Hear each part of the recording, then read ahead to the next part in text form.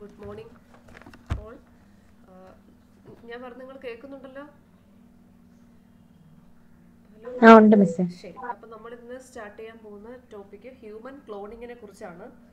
അപ്പോൾ human cloning എന്ന് പറയുമ്പം the term clone means identical copies of anything. നമുക്കറിയാം ക്ലോൺ എന്ന് വെച്ചാൽ ഒരേപോലെയുള്ള ഒരു വസ്തുവിൻ്റെ ആ സെയിം ഒരു കോപ്പി അല്ലെ ഫോട്ടോസ്റ്റാറ്റ് എന്ന് നമുക്ക് പറയാം. ഇതിനെയാണ് നമ്മൾ ക്ലോൺ എന്ന് പറയുന്നത്. The term clone means identical copies of anything. Therefore, cloning literally means making replica of any object. നമ്മളിവിടെ ക്ലോണിംഗ് വഴി ഏതൊരു ഒബ്ജക്റ്റിൻ്റെയും റെപ്ലിക്ക, അതായത് അതിൻ്റെ സെയിം ക്വാളിറ്റി ഉള്ള സെയിം ക്യാരക്ടറുള്ള സെയിം സാധനം നമ്മളിങ്ങനെ മൾട്ടിപ്പിൾ ആയിട്ട് ഉണ്ടാക്കുന്നതിനെയാണ് ക്ലോണിംഗ് എന്ന് പറയുന്നത്. അത് ലിവിങ് ആവാം അല്ലെങ്കിൽ നോൺ ലിവിങ് ആവാം. അപ്പോൾ in genetics the term has several meanings. ജെനറ്റിക്സിൽ ക്ലോണിങ്ങിന് ഒരുപാട് മീനിങ്സ് ഉണ്ട്. The creation of a colony of identical cells by the division of a single cell or creation of an entire organism from a somatic cell or creation of several copies of a DNA fragment. അപ്പോൾ നമ്മുടെ ജെനറ്റിക്സിൽ നമ്മൾ cloning എന്ന് വെച്ചാൽ നമ്മൾ സാധാരണ clone അല്ലെങ്കിൽ cloning എന്ന് വെച്ചാൽ ഐഡന്റിക്കൽ കോപ്പീസ് ഉണ്ടാക്കുകയാണ്. അത് ലിവിങ്ങോ നോൺ ലിവിങ്ങോ തിങ്സ് ആയിക്കോട്ടെ. പക്ഷേ നമ്മുടെ ജെനറ്റിക്സിൽ ക്ലോണിങ് എന്ന് പറയുമ്പോൾ അതെന്ത് ക്ലോണിങ് ആണെന്ന് നമുക്ക് ചോദിക്കാൻ പറ്റും. കാരണം അവിടെ ഒരു ബാക്ടീരിയൽ കോളനി ക്ലോൺ ചെയ്യുകയാണ് ചെയ്യുന്നത്. ഒരു ബാക്ടീരിയ അതിൻ്റെ കോളനിയെ പ്രൊഡ്യൂസ് ചെയ്യുമ്പോൾ അവിടെ ക്ലോണിങ് ആണ്. സെയിം ക്യാരക്ടറിസ്റ്റിക്സ് ഉള്ള ഡോട്ടർ സെൽസിനെയാണ് അത് പ്രൊഡ്യൂസ് ചെയ്യുന്നത്. അത് ക്ലോണിങ് ആണ്. ഇനി ഒരു സൊമാറ്റിക് സെൽസിൽ നിന്ന്, ഇപ്പോൾ സൊമാറ്റിക് സെല്ലും റീപ്രൊഡക്റ്റീവ് സെല്ലും നമുക്ക് എന്താണെന്നറിയാം. സൊമാറ്റിക് സെൽസ് എന്ന് പറയുമ്പോൾ നമ്മുടെ സെക്സ് ക്രോമസോംസ് അല്ല, സെക്സ് സെൽസ് അല്ലാത്ത ശരീരത്തിലെ ഏതെങ്കിലും ഒരു സെല്ല്. അപ്പോൾ സൊമാറ്റിക് സെൽസിൽ നിന്ന് നമുക്ക് ഒരു എൻറ്റയർ ഓർഗാനിസത്തെ ക്രിയേറ്റ് ചെയ്യാൻ പറ്റും. അല്ലെങ്കിൽ നമുക്കൊരു സൊമാറ്റിക് സെൽസിലെ DNA നിന്ന് അതിൻ്റെ സെവറൽ കോപ്പീസ് ഓഫ് DNA ഉണ്ടാക്കാൻ പറ്റും. ഇതൊക്കെ ജെനറ്റിക്സിൽ നമ്മൾ പറയുമ്പോൾ ക്ലോണിംഗ് ആണ്. അപ്പോൾ cloning of an entire organism is therefore different from creation of a colony of cells in culture or gene cloning. അപ്പോൾ ഒരു എൻറ്റയർ ഓർഗാനിസത്തെ നമ്മൾ ക്ലോൺ ചെയ്യുന്നതും ഒരു സെൽസിൻ്റെ ഒരു കോളനിയെ നമ്മളൊരു കൾച്ചർ പ്ലേറ്റിൽ ക്ലോൺ ചെയ്യുന്നതും അല്ലെങ്കിൽ ഒരു ജീനിനെ നമ്മൾ ക്ലോൺ ചെയ്യുന്നതും തമ്മിൽ എൻറ്റയർ ഡിഫറൻസ് ആണുള്ളത്. അപ്പോൾ നമ്മളിവിടെ ഹ്യൂമൻ ക്ലോണിങ്ങിൽ പറയുന്നത് ഓർഗാനിസമൽ ക്ലോണിംഗ് ആണ്. Organismal cloning refers to methods that produce two or more genetically identical individuals. The first successful attempt done in animals was undertaken by Robert Briggs and Thomas King in 1950s in the embryos of frog Rana pipiens. അപ്പോൾ ഇവിടെ ഒരു entire set of ഓർഗാനിസത്തെ നമ്മൾ clone ചെയ്യുന്നതും നമ്മളൊരു colony of cell clone ചെയ്യുന്നതും തമ്മിൽ വളരെ വ്യത്യാസമുണ്ട്. അപ്പോൾ നമുക്കിനി വിശദമായിട്ട് നോക്കാം. അപ്പോൾ ബയോളജിയിൽ നമ്മൾ വീണ്ടും പറയുന്നത് cloning is the process of producing similar population of genetically identical individuals that occur in nature when organisms such as bacteria, insect or plants reproduce asexually. അപ്പോൾ എസെക്ഷലി സെക്ഷൽ മീഡിയത്തിലൂടെ അല്ലാതെ എസെക്ഷൽ വഴി നമ്മളൊരു ഓർഗാനിസത്തിൻ്റെ കോപ്പി ഉണ്ടാക്കുന്നതിനെയാണ് ബയോളജിയിൽ ക്ലോണിംഗ് എന്ന് പറയുന്നത്. അത് bacteria ആവാം, insect ആവാം, പ്ലാന്റ്സ് ആവാം, ഹ്യൂമനും ആവാം. ഇനി human cloning is the creation of a genetically identical copy of a human. The term is genetically used to refer to artificial human. അപ്പോൾ നമ്മൾ ആർട്ടിഫിഷ്യൽ മനുഷ്യനെ ഉണ്ടാക്കുകയാണ്. Human cloning which is the reproduction of human cells and tissues. അപ്പോൾ human cloning എന്ന് വെച്ചാൽ നമ്മൾ human സെൽസിനെയും ടിഷ്യൂസിനെയും നമ്മൾ reproduce ചെയ്യുകയാണ് ആർട്ടിഫിഷ്യലി. ഇതാണ് ഹ്യൂമൻ ക്ലോണിംഗ്. അപ്പോൾ ഹിസ്റ്ററി ഓഫ് ക്ലോണിംഗ് പറയുകയാണെങ്കിൽ 1953 നമ്മുടെ DNA സ്ട്രക്ചർ ഡിസ്കവർ ചെയ്തു. And 1993 human embryos way first cloned, that is artificial embryo. അപ്പോൾ ഹ്യൂമൻ്റെ എംബ്രിയോ 1993 ആദ്യമായിട്ട് ക്ലോൺ ചെയ്തു. അപ്പോൾ അതിനു മുമ്പ് ധാരാളം ക്ലോണിങ് എക്സ്പെരിമെൻറ്റ്സ് ഒക്കെ നടന്നു. അപ്പോൾ ഇത് സ്റ്റാർട്ട് ചെയ്തത് തന്നെ 1950-ലാണ്. അപ്പോൾ DNA സ്ട്രക്ചർ കണ്ടുപിടിക്കുന്ന ആ കാലഘട്ടത്തിന് മുമ്പ് തന്നെ 1950 റോബർട്ട് ബ്രിഗ്സും ആൻഡ് തോമസ് കിങ് എന്ന് പറഞ്ഞ സയൻറ്റിസ്റ്റ് ഈ ആനിമൽ ക്ലോണിങ്ങിലേക്ക് അവർ റിസർച്ച് ധാരാളം നടത്തുകയും അവർ ആദ്യമായിട്ട് ഒരു ഫ്രോഗിൻ്റെ എംബ്രിയോ, അതായത് റാണ പൈപ്പിയൻസ്, അതവർ ക്ലോൺ ചെയ്തെടുക്കുകയും ചെയ്തു. Since then many different animals including mammals have been clone with increasing success rate. നല്ല സക്സസ് റേറ്റിൽ നിരവധി മാമൽസിനെ ഒക്കെ ക്ലോൺ ചെയ്തു. അതുപോലെ തന്നെ നിങ്ങൾക്ക് അറിയാവുന്നതാണ് ക്ലോണിങ് ഓഫ് മങ്കി, എയ്ഡ്സ്. അപ്പോൾ ഈ human is also technically feasible. ഇതൊക്കെ നമുക്ക് ക്ലോൺ ചെയ്യാൻ പറ്റും, പക്ഷെ അതിൽ കുറേ എത്തിക്കൽ ഇഷ്യൂസും കൂടെ നിലനിൽക്കുന്നു. ഇപ്പോൾ ഏറ്റവും എക്സാമ്പിളായിട്ട് നമ്മൾ പറയുന്നുണ്ടല്ലോ, നമ്മുടെ ഉത്തര കൊറിയയുടെ അധിപൻ, അദ്ദേഹത്തെ ക്ലോണാണ്, അദ്ദേഹം മരിച്ചുപോയി, അവർ ക്ലോണാണ് ഇപ്പോൾ ഇരിക്കുന്നതെന്നൊക്കെ പറയുന്നുണ്ട്. അപ്പോൾ ഇത് ചൈനയിലൊക്കെ ഇതൊക്കെ ഭയങ്കര വലിയ എക്സ്പെരിമെൻറ്റ്സ് ഒക്കെ അവർ നടത്തി ക്ലോണിങ് അങ്ങനെ ബാൻ ചെയ്തിരിക്കുകയാണ് ആക്ച്വലി. അപ്പോൾ July 5, 1996 Dolly was born. Organisation Roslin institute at UK-യിലെ റോസ്ലിൻ ഇൻസ്റ്റിറ്റ്യൂട്ടിലാണ് ആദ്യമായിട്ട് ക്ലോണിങ്ങിലൂടെ ഡോളി ഉണ്ടായത്. അപ്പോൾ Dolly the first mammal clone using mature cell. അപ്പോൾ ഡോളി ദ ലാംബ് ഇൻ 1996. അപ്പോൾ ഇത് ഒരു ന്യൂക്ലിയർ ട്രാൻസ്ഫർ വഴിയാണ് ഈ ഓർഗാനിസത്തെ, ഈ ഡോളിയെ ക്രിയേറ്റ് ചെയ്തത്. അത് organisation റോസാലിൻ institute at UK and PPL therapeutics ഇവർ ചേർന്നിട്ടാണ് ഈ ഓർഗാനിസത്തെ, മാമലിനെ ക്ലോൺ ചെയ്തത്. These are some examples of cloning. Cumulina, the mouse in 1998, Organization University of Hawaii. And the cattle in 1998, Organization Kinki University at Japan. അപ്പോൾ ഇതൊക്കെ കാണിക്കുന്നത് ഇവർ അന്ന് അത്രയും കാലം ഉള്ള കുറേ ഓർഗാനിസത്തെ അവർ ക്ലോൺ ചെയ്ത് നിർമ്മിച്ചിട്ടുണ്ടെന്നുള്ളതാണ്. And the generation of Prometea 2003 research laboratory in Italy. അപ്പോൾ മിക്ക രാജ്യങ്ങളിലും ക്ലോണിങ് എക്സ്പെരിമെൻറ്റ്സ് മാമൽസിൽ വളരെ സക്സസ്ഫുൾ ആയിട്ട് നടന്നു എന്നതിനുള്ള എക്സാമ്പിൾസ് ആണ് നമ്മൾ കണ്ടത്. അപ്പോൾ നമുക്ക് നോക്കാം definition. Cloning is the production of 1 or more individual plants or animals, all or in part, അത് കംപ്ലീറ്റ് ആയിട്ടായിരിക്കാം അല്ലെങ്കിൽ അതിൻ്റെ പാർട്ടായിരിക്കാം, that are genetically identical to an original plant or animal. അപ്പോൾ അത് നമ്മൾ ഒറിജിനൽ പ്ലാന്റോ അല്ലെങ്കിൽ ആനിമൽസിൻ്റെ സെയിം ക്യാരക്ടറിസ്റ്റിക് ഫീച്ചേഴ്സ് ആയിരിക്കും ഈ ക്ലോണിനുള്ളത്. It will discuss 2 types. അപ്പോൾ നമുക്ക് ക്ലോണിങ്ങിനെ 2 ടൈപ്പിൽ ക്ലാസിഫൈ ചെയ്ത് പറയാം. റീപ്രൊഡക്റ്റീവ് ക്ലോണിംഗ് എന്നും തെറാപ്യൂട്ടിക് ക്ലോണിംഗ് എന്നും നമുക്ക് 2 ആയിട്ട് ഡിവൈഡ് ചെയ്യാം. അപ്പോൾ ക്ലോണിംഗ് എക്സ്പെരിമെൻറ്റ്സ് നമ്മൾ ഹ്യൂമൻസിൽ പറയുകയാണെങ്കിൽ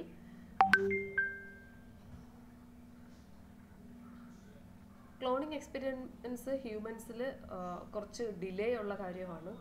അതുകൊണ്ട് തന്നെ പക്ഷെ അത് ചെയ്യാൻ കഴിയും. നമുക്കതിന് എക്സാമ്പിളായിട്ട് കിട്ടിയത് നമ്മുടെ ഡോളി എന്ന് പറഞ്ഞ മാമലായ ചെമ്മരിയാടിനെ അതിൻ്റെ ക്രിയേഷനോടുകൂടി ഉറപ്പിച്ച ശാസ്ത്രലോകം മനുഷ്യനെ ഈസി ആയിട്ട് ക്ലോൺ ചെയ്യാൻ പറ്റും. അതുപോലെ തന്നെ ടെട്ര എന്ന് പറഞ്ഞ മറ്റ് number of other mammalian clones ഒക്കെ വളരെ എഫേർട്സ് എടുത്ത് വളരെ നല്ല രീതിയിൽ ക്ലോൺ ചെയ്തു. അപ്പോൾ ഇതൊക്കെ ഹ്യൂമൻ ക്ലോണിങ് വളരെ എളുപ്പമാണെന്നും പക്ഷേ അതിനകത്ത് ധാരാളം സീരിയസ് ആയിട്ടുള്ള ഒബ്ജെക്ഷൻസ് ഒക്കെ റൈസ് ചെയ്ത് വന്നതുകൊണ്ട് തന്നെ ക്ലോണിങ് വളരെ ഈ ന്യൂക്ലിയർ ട്രാൻസ്പ്ലാന്റേഷൻ വഴി ക്ലോണിങ് ചെയ്യുന്നത്, അതായത് എസെക്ഷലായിട്ട് മനുഷ്യനെ നിർമ്മിക്കുന്നത്, ലബോറട്ടറി കണ്ടീഷൻസിൽ നിർമ്മിക്കുന്നത് ബാൻ ചെയ്തിരിക്കുകയാണ്. അപ്പോൾ ഇവിടെ നമ്മൾ 2 ടൈപ്പിൽ ക്ലോണിങ്ങാണ് പറഞ്ഞത്, റീപ്രൊഡക്റ്റീവ് ക്ലോണിങ്ങും തെറാപ്യൂട്ടിക് ക്ലോണിങ്ങും. റീപ്രൊഡക്റ്റീവ് ക്ലോണിംഗ് എന്ന് വെച്ചാൽ അഡൾട്ട് DNA ക്ലോണിംഗ് ആണ്. Would be using cells to create cloned humans. നമുക്ക് അഡൾട്ട് ആയിട്ടുള്ള ഒരു സെല്ലിനെ എടുത്തിട്ട് ആ സെൽസിലുള്ള DNA വെച്ചിട്ട് നമുക്ക് എൻറ്റയർ ആയിട്ട് ഏത് ഹ്യൂമനിൽ നിന്നാണോ സെല്ല് എടുത്തത് ആ ഹ്യൂമൻ്റെ സെയിം ഫോട്ടോസ്റ്റാറ്റിനെ നമുക്ക് ഉണ്ടാക്കാൻ പറ്റും. അതാണ് റീപ്രൊഡക്റ്റീവ് ക്ലോണിംഗ്. ഇനി therapeutic cloning means biomedical cloning ആണ്. It's the use of stem cells for medicinal or research purpose. അപ്പോൾ സ്റ്റെം സെൽ എന്താണെന്നും അതെവിടെയാണ് കാണുന്നതെന്നും നമ്മൾ കഴിഞ്ഞ ക്ലാസ്സിൽ പഠിച്ചിട്ടുണ്ടായിരുന്നു. അപ്പോൾ ആർക്കെങ്കിലും ഒന്ന് പറയാവോ ഈ സ്റ്റെം സെൽ എന്താണെന്നും അതെവിടെയാണ് കാണുന്നതെന്നും പറയാവോ? നമ്മൾ എവിടെ നിന്നാണ് സ്റ്റെം സെൽ എടുക്കുന്നത് പറയാവോ? പറയാവോ? നിങ്ങൾ റെസ്പോണ്ട് ചെയ്യണം കേട്ടോ, പറഞ്ഞോ. ഹലോ, കേൾക്കുന്നോ ഞാൻ പറയുന്നത്? പക്ഷെ റീപ്രൊഡക്റ്റീവ് ഓർഗൻസ് എന്നാണോ? അപ്പോൾ എവിടുന്നാണ് സ്റ്റെം സെൽ എടുക്കുന്നത്? Stem cells means stem cells reproductive organ. അതെ, എവിടെ നിന്നാണ് stem cells? Are special human cells that are able to develop into many different cell types. അപ്പോൾ നമ്മൾ പറഞ്ഞു നമ്മൾ എന്നിട്ട് പറഞ്ഞിട്ടുണ്ടായിരുന്നു സ്റ്റെം സെൽസ് പ്ലൂറി പൊട്ടൻസി ഉള്ളതാണെന്നും. എവിടുന്നാണ് നമുക്ക് സ്റ്റെം സെൽസ് കിട്ടുന്നത്? സാധാരണ ഒരു അഡൾട്ട് സ്റ്റെം സെൽസ് നമുക്ക് നമ്മുടെ ബ്ലഡ് സ്റ്റെം സെൽസ് എടുക്കാം, ന്യൂറൽ സ്റ്റെം സെൽസ് എടുക്കാം, എപ്പിത്തീലിയൽ സ്റ്റെം സെൽസ് എടുക്കാം, സ്കിൻ സ്റ്റെം സെൽസ് എടുക്കാം. അപ്പോൾ ഇവിടെ നിന്നെല്ലാം നമുക്ക് മെച്ചുറായ സെല്ലിനെ എടുക്കാം. അതിനെയാണ് നമ്മൾ സ്റ്റെം സെൽസ് എന്ന് പറയുന്നത്. പറഞ്ഞത് കറക്റ്റാണ് മോള്. അപ്പോൾ ഇങ്ങനെ നമുക്ക് സ്റ്റെം സെൽസിനെ എടുത്തിട്ട് അതിൽ നിന്ന്, അപ്പോൾ ഈ സ്റ്റെം സെൽസിന്റെ പ്രത്യേകത എന്താണ്? അവർ പ്ലൂറി പൊട്ടൻസി ഉള്ളവരാണ്. ശരീരത്തിന്റെ മറ്റേത് ഓർഗനായിട്ട് ആ സെല്ല് ഡെവലപ്പ് ചെയ്യാനുള്ള എബിലിറ്റി കൂടുതലായിട്ടുള്ള സെല്ലുകളാണ് സ്റ്റെം സെൽസ്.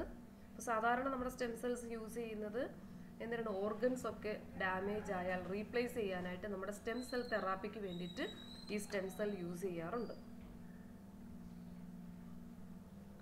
അപ്പോൾ റീപ്രൊഡക്റ്റീവ് ക്ലോണിംഗ് നമ്മൾ പറയുകയാണെങ്കിൽ producers A duplicate of an existing animal.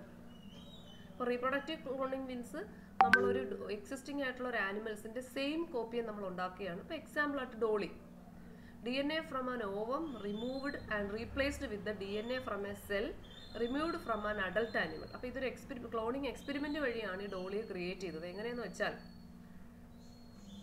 DNA from an ovum removed, ഒരു ഓവം എടുത്തിട്ട് അതിലെ DNA റിമൂവ് ചെയ്തു, and replaced with the DNA from a cell.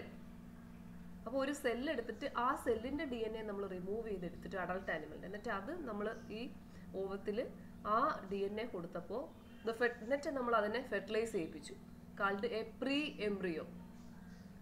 എന്നിട്ട് ഈ എംബ്രിയോയെ നമ്മൾ ഇംപ്ലാന്റ് ചെയ്ത് വോംബിൽ and allowed to develop into a new animal. അപ്പോൾ അത് ന്യൂ ആനിമലായിട്ട് ഡെവലപ്പ് ചെയ്ത്. അപ്പോൾ ഇത് വളരെ കോൺട്രോവേഴ്സ്യൽ ആയതുകൊണ്ട് തന്നെ പല രാജ്യങ്ങളിലും ഇത് ബാൻ ചെയ്തിരിക്കുകയാണ്.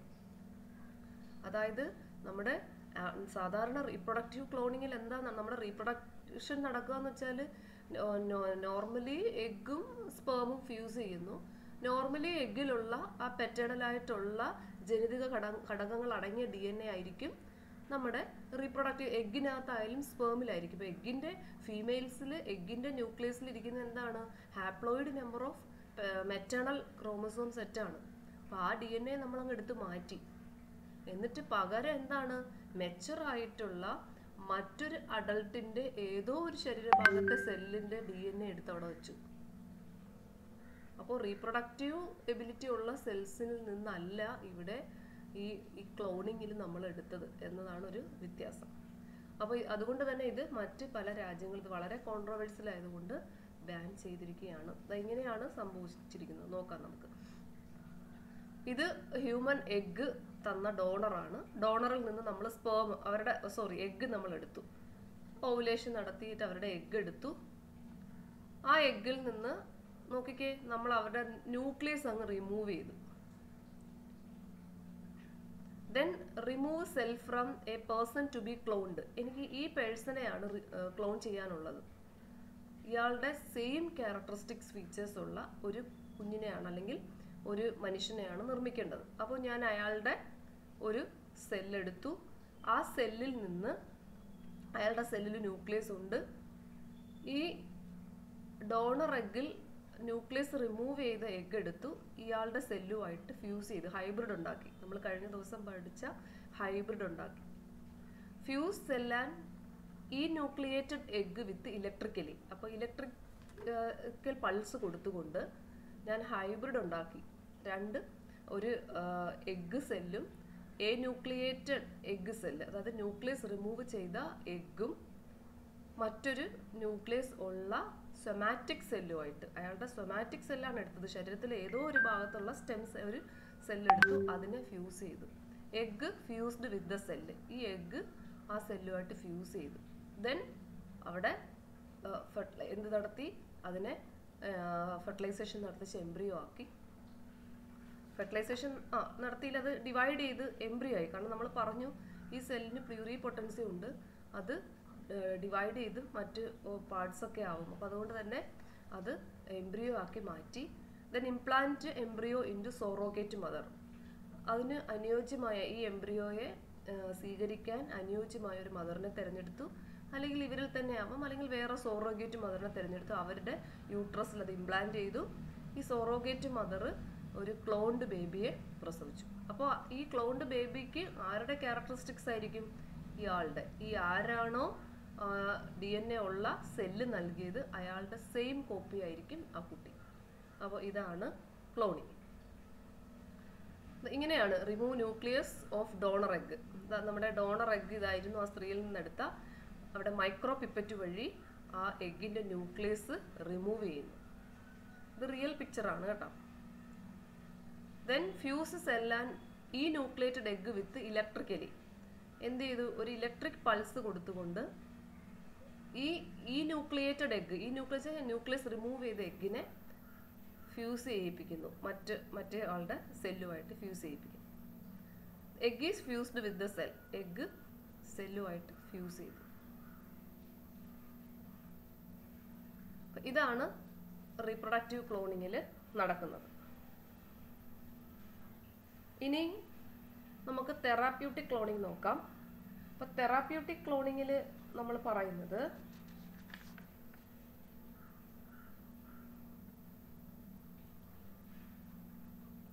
ഓക്കെ. അപ്പോൾ അതിനു മുമ്പ് നമുക്ക് ഒന്നുകൂടെ ഒരു പിക്ചർ ഞാൻ നിങ്ങൾക്ക് ഒന്നുകൂടെ പറയാം.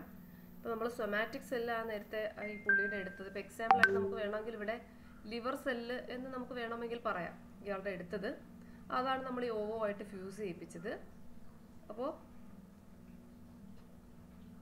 ഫ്യൂസ് ചെയ്തപ്പോൾ നമുക്ക് ഈ ഓവത്തിലെ ഓൾറെഡി ന്യൂക്ലിയസ് റിമൂവ് ചെയ്തിട്ടാണ് നമ്മൾ ഫ്യൂസ് ചെയ്തത്. അങ്ങനെ മൈൽഡ് ഇലക്ട്രിക് ഷോക്ക് കൊടുത്തു, ഫ്യൂസ് ചെയ്തു. പിന്നീട് ഇത് ഡെവലപ്പ് ചെയ്ത് അവർ ബ്ലാസ്റ്റോസിസ്റ്റ് സ്റ്റേജൊക്കെ കഴിഞ്ഞ് പിന്നീട് അത് എംബ്രിയോ ആക്കിയിട്ടാണ് മദറിൽ ഇംപ്ലാന്റ് ചെയ്തത്, സോറോഗേറ്റ് മദറിൽ. അപ്പോൾ ഇവിടെ ഞാനൊരു കാര്യം പറയാൻ പറഞ്ഞത്, ഒന്നുകിൽ ലിവർ സെല്ലാവാം, ഏത് സെല്ലും ആവാം. ഇപ്പോൾ ഇവിടെ എടുത്തിരിക്കുന്നത് ലിവർ സെല്ലാണ്. ആ ലിവർ സെല്ല് വെച്ചിട്ടാണ് അവർ ഈ പറഞ്ഞ പോലെ ഫ്യൂസ് ചെയ്യിപ്പിച്ചത്. അപ്പോൾ ഇനി നമ്മൾ തെറാപ്യൂട്ടിക് ക്ലോണിങ് പറയുകയാണെങ്കിൽ initial stages identical to reproductive cloning. അപ്പോൾ ഇനിഷ്യൽ സ്റ്റേജൊക്കെ നമ്മുടെ റീപ്രൊഡക്റ്റീവ് ക്ലോണിങ് പോലെ സെയിം ആണ്. How stem cells are removed from the pre embryo to produce tissues for a whole organ for transplant back in to the person who supplied the DNA. അപ്പോൾ നമുക്ക് നോക്കാം. ആദ്യം നമ്മൾ nucleus of an egg cell replaced with the nucleus of a body cell. അപ്പോൾ ഒരു egg cell നമ്മൾ എടുത്തു, ഒരു എഗ് സെല്ല്, അതായത് ഓവൻ നമ്മൾ എടുത്തു. എന്നിട്ട് നമ്മൾ ഇതുപോലെ തന്നെ ഒരു ബോഡി സെല്ല് എടുത്തു, അത് ലിവർ സെല്ലാവാം, ഏതെങ്കിലും സെല്ലെടുത്തു. അതിൻ്റെ ന്യൂക്ലിയസ് നമ്മൾ റിമൂവ് ചെയ്തു. ദെൻ ഈ എഗ് സെല്ലിൻ്റെ ന്യൂക്ലിയസ് നമ്മൾ റിമൂവ് ചെയ്തെടുത്തു. എന്നിട്ട് ഈ എഗ് സെല്ലിൻ്റെ ന്യൂക്ലിയസിനെ നമുക്ക് ആവശ്യമില്ല, പകരം നമ്മൾ ബോഡി സെല്ലിൻ്റെ ന്യൂക്ലിയസ് ആണ് എടുത്ത് എഗ് സെല്ലുമായിട്ട് ഫ്യൂസ് ചെയ്യിപ്പിച്ചു. അവിടെയും നമ്മൾ മൈൽഡായിട്ടുള്ളൊരു ഇലക്ട്രിക് ഷോക്ക് കൊടുത്തു. നമ്മളിവിടെ എഗ് സെല്ലിൽ ഈ ബോഡി സെല്ലിൽ നിന്നെടുത്ത ന്യൂക്ലിയസ് ഇൻസേർട്ട് ചെയ്തു. എന്നിട്ട് അതിനെ മൾട്ടിപ്ലൈ ചെയ്യാൻ അനുവദിച്ചു. അതിനെ എംബ്രിയോ ആക്കി മാറ്റി. അപ്പോൾ ഈ കാണിച്ചിരിക്കുന്നത് ബ്ലാസ്റ്റോസിസ്റ്റ് സ്റ്റേജ് ആണ്. അതായത് ആ സെല്ല് ഡിവൈഡ് ചെയ്തു. The egg cell contain somatic nucleus. Somatic സെല്ലിലുള്ള ന്യൂക്ലിയസ് ആണ് എഗ് സെല്ലിലിരിക്കുന്നത്. അപ്പോൾ ഓവത്തിനുള്ള പ്രത്യേകത എന്താണ്? ഓവൻ ഡിവൈഡ് ചെയ്ത് അത് ഒരു എംബ്രിയോ ആയിട്ട് മാറാനുള്ള എബിലിറ്റി ഉണ്ട്. അപ്പോൾ ഈ രണ്ട് സെല്ലും കൂടെ ഫ്യൂസ് ചെയ്ത് കഴിയുമ്പോൾ ഓട്ടോമാറ്റിക്കായിട്ട് ഈ സെല്ലിൽ ഈ സൊമാറ്റിക് സെല്ലിൻ്റെ ന്യൂക്ലിയസ് വെച്ചിട്ട് അതിനെ ഡിവൈഡ് ചെയ്യിപ്പിക്കും. ഡിവൈഡ് ചെയ്യിക്കുന്ന സമയത്ത് അത് ഒരു സെല്ല് 2ആയി, 4ആയി, 8ആയി, 16ആയി, അങ്ങനെ അത് ബ്ലാസ്റ്റോസിസ്റ്റ് സ്റ്റേജിൽ എംബ്രിയോ ആയിട്ട് മാറി. ഈ എംബ്രിയോ ആകുന്നതിന് മുമ്പ് ഈ കുറേ സെല്ലുകളുണ്ട്, ഈ സ്റ്റെം സെൽസ്. ഈ സെല്ലുകളെ ഇവർ ഐസൊലേറ്റ് ചെയ്തെടുത്തു. എന്നിട്ടിതിനെ ഹാർവസ്റ്റ് ചെയ്തെടുത്തു. ഇതെല്ലാം പുതിയ ഒരു ഓർഗനായിട്ട് ഡെവലപ്പ് ചെയ്യും. അപ്പോൾ ഈ കൾച്ചർ പ്ലേറ്റിലോട്ട് ഈ സെല്ലുകളെല്ലാം ഹാർവസ്റ്റ് ചെയ്തെടുത്തു. ഈ സെല്ലുകളെല്ലാം ഓരോന്നും ഒന്ന് കിഡ്നി സെല്ലാണ്, ഒന്ന് മസിൽ സെല്ലാവാനുള്ള എബിലിറ്റി ഉണ്ട്, ഒന്ന് ലിവർ സെല്ലാവും, ഒന്ന് നെർവസ് സെല്ലാവും, ഒന്ന് പാൻക്രിയാറ്റിക് സെൽസ് ആവാനുള്ള എബിലിറ്റി ഉണ്ട്. അപ്പോൾ ഈ സെല്ലിൻ്റെ പ്രത്യേകത ഇത് പ്ലൂറി പൊട്ടൻ്റ് ഉള്ള സെല്ലുകളാണ്. ശരീരത്തിലെ ഏത് ഓർഗനായിട്ട് മാറാനും ഈ സെല്ലുകൾക്ക് കഴിവുണ്ട്. അപ്പോൾ അത് അവർ ഐഡൻറ്റിഫൈ ചെയ്തിട്ട് ആ പർട്ടിക്കുലർ സെല്ലിനെ എടുത്ത് പർട്ടിക്കുലർ ആയിട്ടുള്ള ഓർഗൻ ഡെവലപ്പ് ചെയ്യിക്കാനോ അല്ലെങ്കിൽ പർട്ടിക്കുലർ ആയിട്ടുള്ള തെറാപ്പീസിന് ഉപയോഗിക്കാനായിട്ടോ എടുക്കും. അപ്പോൾ ഇങ്ങനെയാണ് therapeutic cleaning for the purpose of medical purpose. അതായത് നമുക്ക് ട്രീറ്റ്മെൻറ്റിന് വേണ്ടിയിട്ടാണ് ഇത് ഉപയോഗിക്കുന്നത്. അപ്പോൾ nucleus of an egg cell is replaced with the nucleus of a body cell. Egg cell is stimulated with electricity and then embryo grow. Embryo stem cells are collected and used to treat the donor. അപ്പോൾ ആരാണോ നമുക്ക് ഈ body സെല്ലിൽ നിന്ന് nucleus തന്നത്, body cell തന്നത്, അയാളുടെ ശരീരത്തിന് സ്യൂട്ടബിൾ ആയിട്ടുള്ള ഓർഗനായിട്ടാണ് ഈ സെല്ലുകളെല്ലാം ഡെവലപ്പ് ചെയ്ത് വരുന്നത്. അപ്പോൾ അയാൾക്ക് ആവശ്യമായ ട്രീറ്റ്മെൻറ്റിന് ഈ സെല്ലുകളൊക്കെ ഇത് വെച്ചിട്ട് ഓർഗനാക്കിയിട്ട് എടുക്കാൻ പറ്റും. അപ്പോൾ ഇപ്പോൾ ഇങ്ങനെ ഓർഗൻ ട്രാൻസ്പ്ലാന്റേഷൻസിലൊക്കെ ഇത് വലിയൊരു മുന്നേറ്റമാണ്. കാരണം ഇപ്പോൾ നമുക്കറിയാം ഓർഗൻ ഒരാൾക്ക് കിട്ടാനില്ലെങ്കിൽ നമുക്ക് ഇതുപോലുള്ള ഈ ക്ലോണിങ് എക്സ്പെരിമെൻറ്റ്സ് വെച്ചിട്ട് ഒരാൾ എന്തെങ്കിലും ആക്സിഡൻ്റ് ആയിട്ട് കിടക്കുക അല്ലെങ്കിൽ ഒരു ഓർഗൻ ട്രാൻസ്പ്ലാന്റ് ചെയ്യേണ്ട അവസ്ഥയിലാണെങ്കിൽ അയാളിൽ നിന്ന് തന്നെ നമുക്ക് DNA എടുത്ത് ഏതെങ്കിലും ഒരു ഓവം എഗ്ഗ് ഡോണർ ചെയ്യാൻ താല്പര്യമുള്ളവരിൽ നിന്ന് എഗ്ഗും എടുത്തിട്ട് നമുക്ക് അതിൽ ആ എഗ്ഗിൻ്റെ ന്യൂക്ലിയസ് റിമൂവ് ചെയ്തിട്ട് ഈ മനുഷ്യൻ്റെ സൊമാറ്റിക് സെല്ലിൽ നിന്നുള്ള ന്യൂക്ലിയസായിട്ട് ഫ്യൂസ് ചെയ്യിപ്പിച്ചിട്ട് അത് ഡിവൈഡ് ചെയ്യാൻ വിട്ടിട്ട് അതിൽ നിന്നുള്ള ബ്ലാസ്റ്റോസിസ്റ്റ് സ്റ്റേജിലെ സെല്ലുകളിനെ ഐസൊലേറ്റ് ചെയ്തെടുത്ത് അത് പല ഓർഗനായിട്ട് മാറും. അപ്പോൾ ഈ വ്യക്തിക്ക് ആവശ്യമുള്ള ഓർഗൻ അതിൽ നിന്ന് തന്നെ ഡെവലപ്പ് ചെയ്തെടുക്കാം. അപ്പോൾ ഇങ്ങനെയാണ് തെറാപ്യൂട്ടിക് ക്ലീനിങ് നടക്കുന്നത്. അപ്പോൾ ഇത് വെച്ചിട്ട് നമുക്ക് നിരവധി സ്റ്റെം സെൽ കൾട്ടിവേഷൻ നടത്താം. ഇത് ഏറ്റവും വലിയൊരു പ്രത്യേകതയാണ് ഇതിൻ്റെ. First one, in vitro fertilised egg. നമുക്ക് ലാബ് കണ്ടീഷൻസിൽ നമ്മൾ ഫെർട്ടിലൈസ്ഡ് നടത്തുന്നു എഗ്ഗിനെ. Then it will develop into blastocyst stage. അതായത് 5 അല്ലെങ്കിൽ 7 ദിവസം ആകുമ്പോഴത്തേക്ക് ആ സെല്ല് ഡിവൈഡ് ചെയ്ത് ബ്ലാസ്റ്റോസിസ്റ്റ് സ്റ്റേജ് ആവും. അതായത് ഈ ഒരു സെല്ലാണ്, അത് ഇൻവിട്രോ ഫെർട്ടിലൈസേഷൻ നടന്നു കഴിഞ്ഞാൽ അത് ഉടനെ 2 സെല്ലാവും, പിന്നെ 4, 6, 4, 8 ആവും, 8, 16 സ്റ്റേജ്. അങ്ങനെ ഇത് ബ്ലാസ്റ്റോസിസ്റ്റ് സ്റ്റേജിലോട്ട് മാറും. ദെൻ ബ്ലാസ്റ്റോസിസ്റ്റ് സ്റ്റേജിൽ നിന്ന് ആ സ്റ്റേജ് ആകുമ്പോഴത്തേക്ക് അതിനകത്ത് കുറച്ച് ഇന്നർ സ്റ്റെം സെൽ മാസ് ഉണ്ടാവും. ആ ഇന്നർ സ്റ്റെം സെൽ മാസിനെ അവർ കൾച്ചർ ചെയ്ത് തരം തിരിച്ചെടുത്ത് സ്റ്റെം സെൽസിനെ അതിൽ നിന്ന് ഐസൊലേറ്റ് ചെയ്തെടുക്കും. ഈ സ്റ്റെം സെല്ലുകളെല്ലാം സ്പെഷ്യലൈസ്ഡ് സെല്ലുകളാണ്. ഈ ഓരോ സെല്ലിനും ഓരോ ഓർഗനായി മാറാനുള്ള കഴിവുണ്ട്.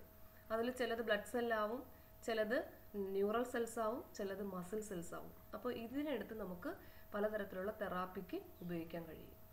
ഇതാണ് stem cell cultivation.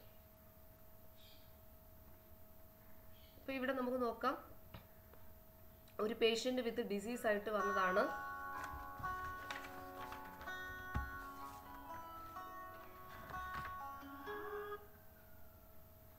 Patient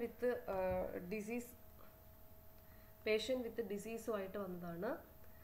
disease free cells recovered from the patient. ഈ പേഷ്യൻറ്റിൽ നിന്ന് അസുഖമില്ലാത്ത സെല്ലുകളെ നമ്മൾ റിക്കവർ ചെയ്തെടുത്തു. ഞാൻ പറഞ്ഞത് നിങ്ങൾക്ക് ഓഡിബിൾ ആണോ? കേൾക്കുന്നോ?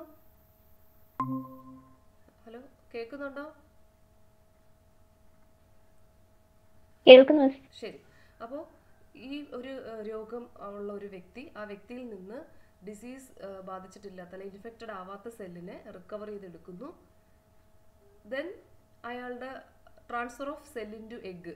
ഈ സെല്ലിനെ നമ്മൾ എഗ്ഗിലോട്ട് ട്രാൻസ്ഫർ ചെയ്യുന്നു. മീൻസ് എന്താണ്? അയാളുടെ ന്യൂക്ലിയസിനെ നമ്മൾ വേറൊരു എഗ്ഗിലോട്ട് ട്രാൻസ്ഫർ ചെയ്യുന്നു.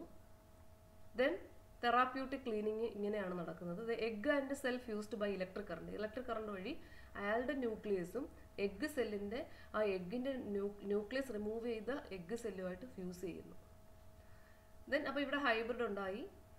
Then embryo cultured for 7 days. 7 ദിവസം ആകുമ്പോഴത്തേക്ക് എംബ്രിയോ കൾച്ചർ ചെയ്യാനായിട്ട് തുടങ്ങും. ദെൻ കൾച്ചർ ചെയ്ത എംബ്രിയോയിൽ എംബ്രിയോണിക് സ്റ്റെം സെൽസ് ഉണ്ടാവും. അതിനെ റിക്കവർ ചെയ്തെടുക്കും. Then embryonic stem cells grown in culture. അതിനെ നമ്മൾ കൾച്ചറിൽ ഗ്രോൺ ചെയ്യിക്കും.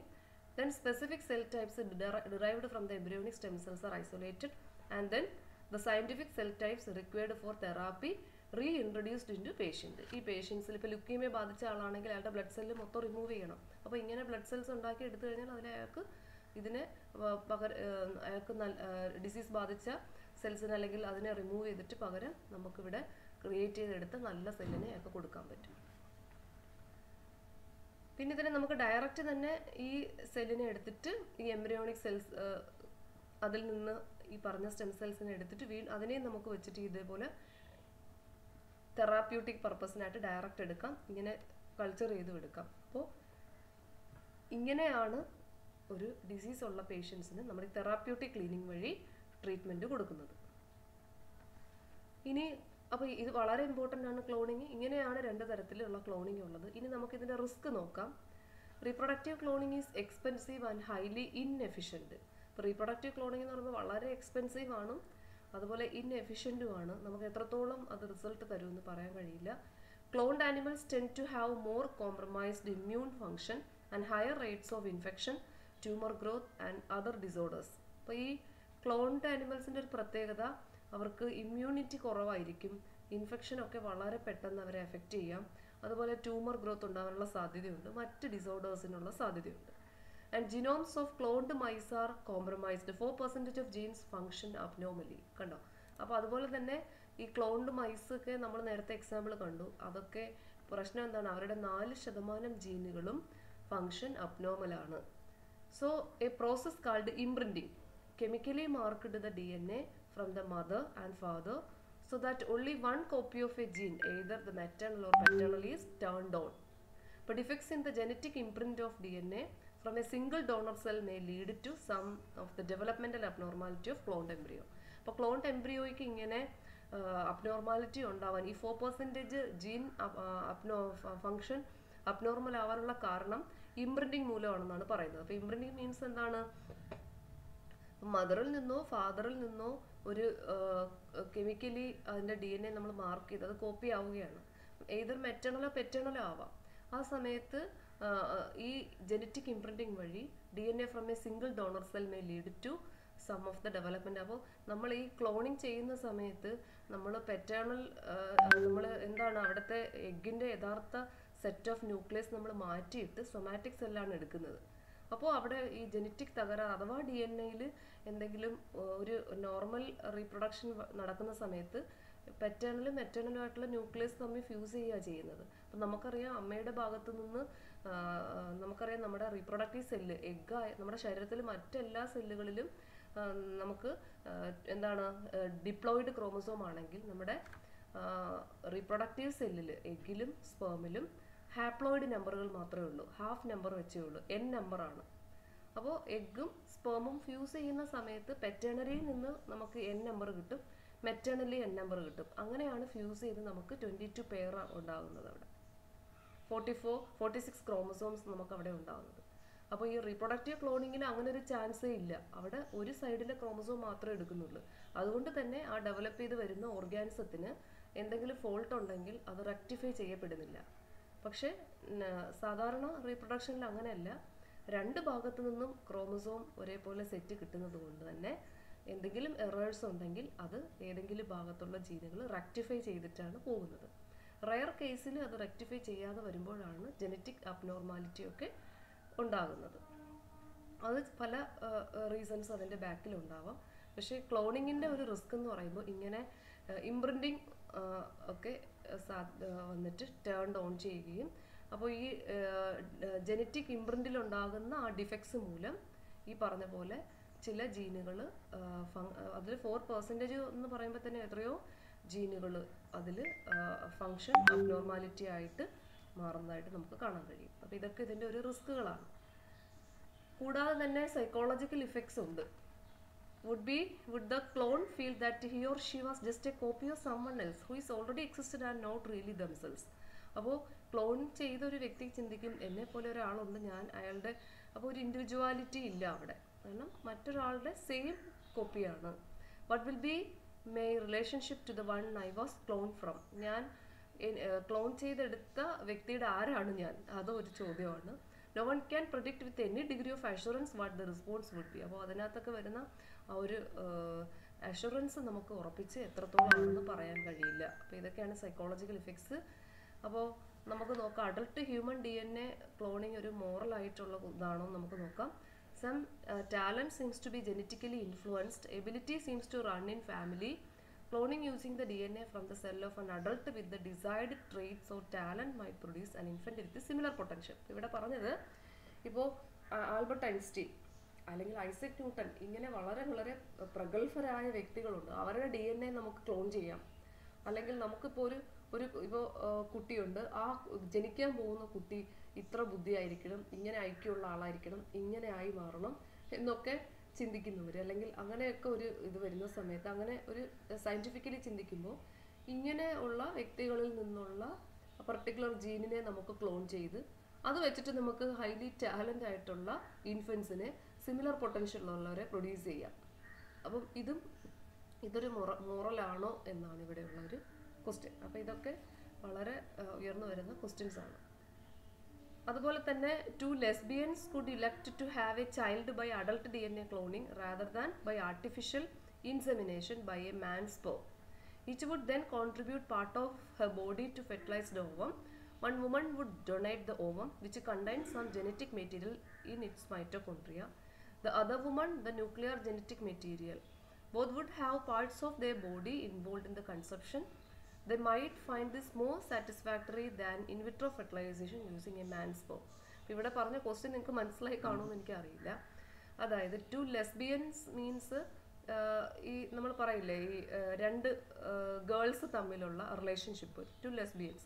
അപ്പോൾ ഇവർക്ക് ഒരു കുട്ടി ഉണ്ടെങ്കിൽ അവർക്ക് ക്ലോണിങ് വഴി ഇപ്പോൾ അവർക്ക് അല്ലെങ്കിൽ ആർട്ടിഫിഷ്യൽ ഇൻസെമിനേഷൻ നടത്താതെ, ഇപ്പം നമുക്കറിയാം നോർമൽ ഫെർട്ടിലൈസേഷൻ കോപ്പുലേഷൻ വഴി നടക്കുന്നു. ഇത് ആർട്ടിഫിഷ്യൽ ഇൻസെമിനേഷൻ എന്ന് പറയുമ്പോൾ ആർട്ടിഫിഷ്യലായിട്ട് സ്പേം ആരിൽ നിന്നോ, അപ്പോൾ ഇവർ 2 ലേഡീസ് തമ്മിലുള്ള റിലേഷൻഷിപ്പിലാണെങ്കിൽ ഇവർക്ക് സ്പേമിനെ ഇവർ ആർട്ടിഫിഷ്യലായിട്ട് ഇവർക്ക് കുട്ടി വേണമെങ്കിൽ അവർ ഇൻസെമിനേഷൻ അല്ലെങ്കിൽ അണ്ടർ ലബോറട്ടറി കണ്ടീഷൻസിൽ അവർ ഇവരുടെ നിന്ന് എഗ്ഗ് കളക്ട് ചെയ്ത് ആരുടെ ഒരു സ്പേമും വെച്ചിട്ട് ഫ്യൂസ് ചെയ്തിട്ട് അവർ അവരുടെ എംബ്രിയോയിൽ അവരുടെ യൂട്രസിൽ എന്താണ് ഇംപ്ലാന്റ് ചെയ്തിട്ട് അവർ കുട്ടിയെ അവർക്ക് ജനിക്കും. പക്ഷേ അതാണ് ഇവിടെ പറഞ്ഞത്, ആർട്ടിഫിഷ്യൽ ഇൻസെമിനേഷൻ അല്ലാതെ ഈ ലെസ്ബിയൻസിന് each would then contribute part of their body to fertilise ഡോഗം. അപ്പോൾ അവർക്ക് അവരുടെ ഏതെങ്കിലും ഒരു ബോഡി സെൽ എടുത്തിട്ട് അവർക്ക് ആരുടെ ഈ ആർട്ടിഫിഷ്യൽ മാൻസ് സ്പേം ഇല്ലാതെ തന്നെ അവർക്ക് അവരെ പോലെയുള്ള കുട്ടിയെ ക്രിയേറ്റ് ചെയ്യാൻ കഴിയും. 1 woman would donate the ovum. അതിൽ ഒരു ലേഡി അവരുടെ ഓവം ഡൊണേറ്റ് ചെയ്യുന്നു, which contains some genetic material in its mitochondria. അപ്പോൾ അതിനകത്ത് കുറച്ച് ജെനറ്റിക് മെറ്റീരിയൽ ഉണ്ട്. The other woman the nuclear genetic material. അപ്പോൾ മറ്റേ ലേഡിയുടെ സൊമാറ്റിക് സെല്ലിൽ നിന്നുള്ള ബോഡി സെല്ലിൽ നിന്നുള്ള ഏതെങ്കിലും ഒരു സെല്ലെടുത്തു, അതിൽ നിന്നുള്ള ന്യൂക്ലിയസ് ഈ ലേഡിയുടെ ഓവത്തിലെ ന്യൂക്ലിയസ് റിമൂവ് ചെയ്തിട്ട് ഇതിലാക്കിയിട്ട് നമ്മൾ ഈ പറഞ്ഞ പോലെ ക്ലോണിങ് ചെയ്യുകയാണെങ്കിൽ അവർക്ക് 2 പേരും അവരുടെ പാർട്സ് ഈ കൺസെപ്ഷൻസിൽ ഇൻവോൾവ് ആക്കാൻ പറ്റും. അതായത് 2 പേരുടെയും ഇൻവോൾവ്മെൻറ്റ് അതിൽ വരും. അപ്പോൾ അവർക്ക് അതുപോലുള്ള ഒരു കുട്ടിയായിരിക്കും കിട്ടുന്നത്. പക്ഷേ 2 പേരുടെയും സെല്ല് അതിൽ കോൺട്രിബ്യൂട്ട് ആയിട്ട് വന്നിട്ടുണ്ട്. പക്ഷേ ഇതും എത്രത്തോളം സാറ്റിസ്ഫാക്ടറി ആയിരിക്കും എന്ന് നമുക്ക് പറയാൻ കഴിയില്ല. അപ്പം ഇത് ഒരു ഫെയിലർ ആവാനൊക്കെ ഉള്ള സാധ്യത വളരെ % കൂടുതലാണ്. അപ്പം അതിന് നേരത്തെ പറഞ്ഞ പോലെയൊക്കെ ഉള്ള ഇഷ്യൂസ് എറൈസ് ചെയ്യാം. അപ്പോൾ ഇത്രയാണ് നമുക്ക് ക്ലോണിങ്ങിനെ കുറിച്ച് പറയാനായിട്ടുള്ളത്.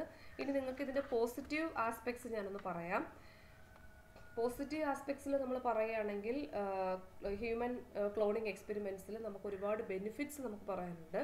Cloning would enables of fertile and infertile couples to have children of their on.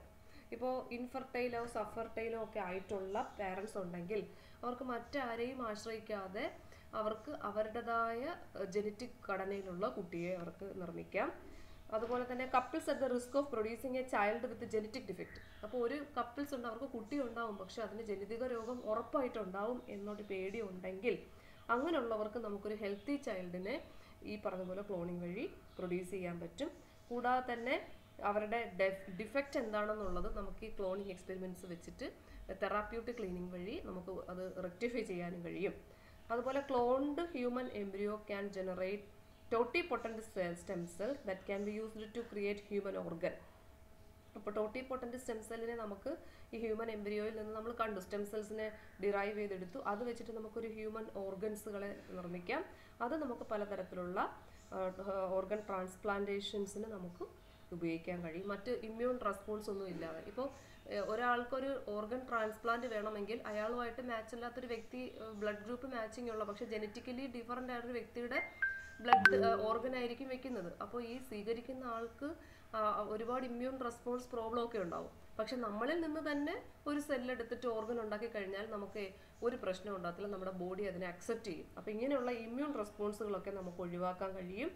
അതുപോലെ തന്നെ നമുക്ക് ഇങ്ങനെ ഉണ്ടാക്കുന്ന ടിഷ്യൂസിനെ നമുക്ക് ടിഷ്യൂ റിപ്പയറിങ്ങിനും റീപ്ലേസിനും ഡാമേജ് സെല്ലുകളെയൊക്കെ റിമൂവ് ചെയ്യാനൊക്കെ നമുക്ക് ട്രീറ്റ്മെൻറ്റിന് എടുക്കാം.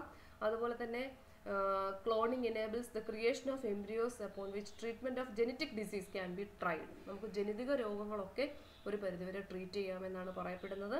അതുപോലെ തന്നെ cloned human embryo may be used for studying the ageing process and cellular changes during cancer.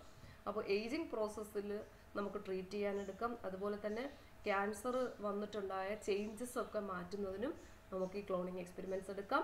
അതുപോലെ തന്നെ human cloning argue that cloned individuals are very much like identical twins. അപ്പം നമുക്ക് identical ട്വിൻസിനെ ഉണ്ടാക്കണമെങ്കിലും ഈ എക്സ്പെരിമെൻറ്റ്സ് വഴി ക്രിയേറ്റ് ചെയ്യാം എന്നാണ് പറയുന്നത്.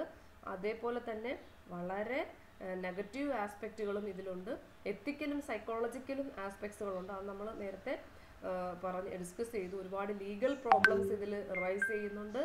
Theologians argue that cloning is against God's will. അപ്പോൾ ദൈവവിശ്വാസികളൊക്കെ പറയുന്നത് ഇത് വളരെ ദൈവത്തിൻ്റെ ഇഷ്ടത്തിനെതിരാണ്, വളരെ നെഗറ്റീവാണെന്നാണ് പറയുന്നത്. അതുപോലെ തന്നെ ജനറ്റിക് വേരിയബിലിറ്റി, ഇൻഡിവിജ്വൽസ് തമ്മിലുള്ള ജനറ്റിക് വേരിയബിലിറ്റി ഇത് നഷ്ടപ്പെടുത്തുമെന്നും ചില നെഗറ്റീവ് ഇഫക്ട്സിൽ പറയുന്നുണ്ട്. അതുപോലെ തന്നെ ഹ്യൂമൻ ക്ലോണിങ്ങിനെ ഒപ്പോസ് ചെയ്യുന്നവർ പറയുന്നത് ഇത് പലതരത്തിലുള്ള മൊറട്ടോറിയ, ഹ്യൂമൻ ക്ലോണിംഗ് എന്ന് പറയുമ്പോൾ വേൾഡ് വൈഡിൽ അത് ഇങ്ങനെ വ്യാപിക്കും. പിന്നെ ഇൻഡിവിജ്വൽസ് ഒരുപോലെയുള്ള ഇൻഡിവിജ്വൽസ് ഒരുപാട് വരും, കുറ്റകൃത്യങ്ങൾ വർദ്ധിക്കും. അപ്പോൾ ഇത് പലതരത്തിലുള്ള ജനറ്റിക് ഇൻകോമ്പാക്റ്റബിലിറ്റിക്കും മറ്റ് പല പ്രശ്നങ്ങൾക്കും കാരണമാകുമെന്നാണ് പറയപ്പെടുന്നത്. എത്തിക്കലും സോഷ്യലും ലീഗലും സൈക്കോളജിക്കലും ഒക്കെ ഉള്ള ഇഷ്യൂസ് നേരിടേണ്ടി വരും. അതുകൊണ്ട് തന്നെ ഹ്യൂമൻ ക്ലോണിംഗ് ബാൻ ചെയ്തിരിക്കുകയാണ്. അപ്പോൾ ഇത്രയാണ് ക്ലോണിങ്ങിനെ കുറിച്ച് പറയാനുള്ളത്. അപ്പോൾ എന്തെങ്കിലും ഡൗട്ട്സ് ഉണ്ടെങ്കിൽ നിങ്ങൾക്ക് ചോദിക്കാം. ഞാനിതുമായിട്ട് ബന്ധപ്പെട്ട ക്വസ്റ്റ്യൻസ് ക്ലാസ് റൂമിൽ പോസ്റ്റ് ചെയ്യുന്നതായിരിക്കും. അതോടൊപ്പം തന്നെ ഈ വീഡിയോയും പോസ്റ്റ് ചെയ്യും, നിങ്ങൾക്ക് നോക്കിയിട്ട് ആൻസേഴ്സ് ചെയ്യാം. എന്തെങ്കിലും മനസ്സിലാവാത്ത പാർട്ടുണ്ടെങ്കിൽ നിങ്ങൾക്ക് ചോദിക്കാം, മെസ്സേജ് അയക്കുക, എങ്ങനെയാണെന്ന് വെച്ചാൽ ചോദിക്കാം. ഓക്കെ, അപ്പം എല്ലാവർക്കും മനസ്സിലായോ? ഹലോ, കേൾക്കുന്നോ? മനസ്സിലായി. ഓക്കെ.